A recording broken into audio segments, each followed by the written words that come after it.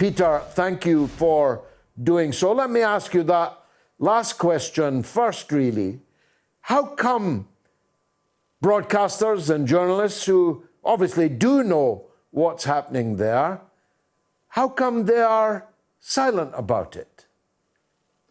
It's a very important question which you raised there, George, because this is the greatest humanitarian catastrophe of the 21st century, with hundreds of thousands of people dying, not just through the missile attacks, the bombing attacks, which you just described so eloquently, but also through starvation, through famine, through malnutrition, and not lack of access to proper medicines and so on. And yet it's ignored. I have to say, I say not entirely ignored. I mean, there has been some important reporting from inside Yemen, including from the BBC. Nawal al-Maghafi has made several trips there, very important trips, bringing some of the horror. But the fact is that Britain is complicit in this. In particular, we are what is known as the pen holder at the United Nations Security Council. We are the country which guides policy at the United Nations. And yet we keep on making these statements about how we want to bring peace to Yemen. Well, we're absolutely obstructing it, I'm afraid. Yes, and that's what's being ignored. If this conflict was being waged by Russia or by China, yes, or by a country that we don't like, then it would be, buildings would be lit up in the colors of Yemen. There would be boycotts. There would be endless proselytizing on the subject. But none of that happens here because we are in the Saudi Arabian pocket, deep. Isn't that the truth?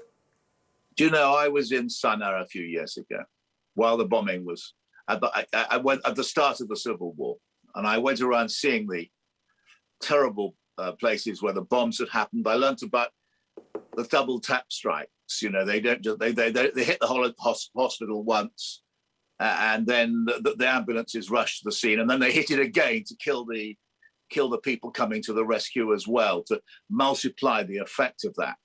Now, I felt so ashamed to talk to one of the Yemeni people. He said to me, "We admire Britain. We thought Britain is a fair country. Why are you doing this to us? Explain why you in Britain are doing this." And I felt so ashamed. And you've got to think that part of the reason is the sale of arms to Saudi Arabia, which will be used, I'm afraid, for purposes of killing innocent people. That will be one of the things which happens with those arms. One of the remarkable things is that the Yemenis are fighting back with increasing precision. And this is not reported widely either. The UAE, a country which is prominent in sponsoring football stadia, and its excellent airline is patronized by hundreds of thousands of British people. Many British people go for their holidays to the United Arab Emirates, and yet Yemeni bombs are now landing in the United Arab Emirates. Pinpricks, no doubt, but a sign of life and a cry for help from inside the Yemen. That's extraordinary too, isn't it? It's very interesting what has happened inside the Yemen. The Houthis, which are really a sort of religious tribal group in the north, are fighting the war against Saudi Arabia. By the way, let's not pretend they're innocent, virtuous lot. They're not. They are two terrible human rights abusers. But I've seen these people. They are really sort of almost pretty well barefooted tribes people from the mountains, living in and fighting in caves, and yet they are defeating one of the most powerfully armed armies, backed by the United States, by Britain, They have won a whole series of wars against the Saudis with all of their munitions, their amazing aircraft, their incredible missiles and shells and cluster bombs, I'm afraid to say, which just get landed. I picked one of them up actually in a village. It killed a small child. And it is very remarkable the way in which the Houthis have fought back. Now, why were they going after UAE? UAE had said it's getting out of all kinds of. This is one of these horrible wars, a proxy war with all kinds of powers involved. The UAE had got out, but then they got back involved again. And this was just a sort of warning to the UAE that if they really want to get involved, they're going to have to pay a price. And of course, the Houthis have been sending drones or missiles over towards Saudi Arabia as well. It's extraordinary. It's very similar to the Taliban. You see, in Kabul, if you think what happened there, you have one of the most poorest guerrilla armies in the world, people with sandals and Kalashnikovs defeating the greatest army the world has ever known, the United States. The United States Army were defeated by the Taliban, this rag band of poorly armed people. And the Houthis are doing the same to the US and British-backed Saudis. We should have known this, Peter, shouldn't we?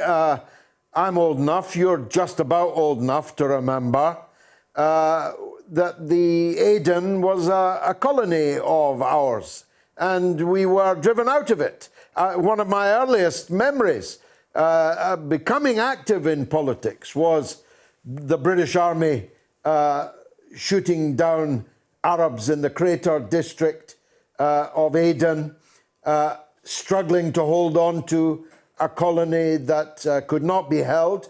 We ought to have known that the Yemenis are a fighting people.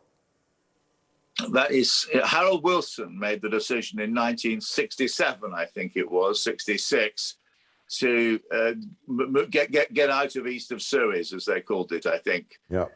And so that was part of that policy that Britain.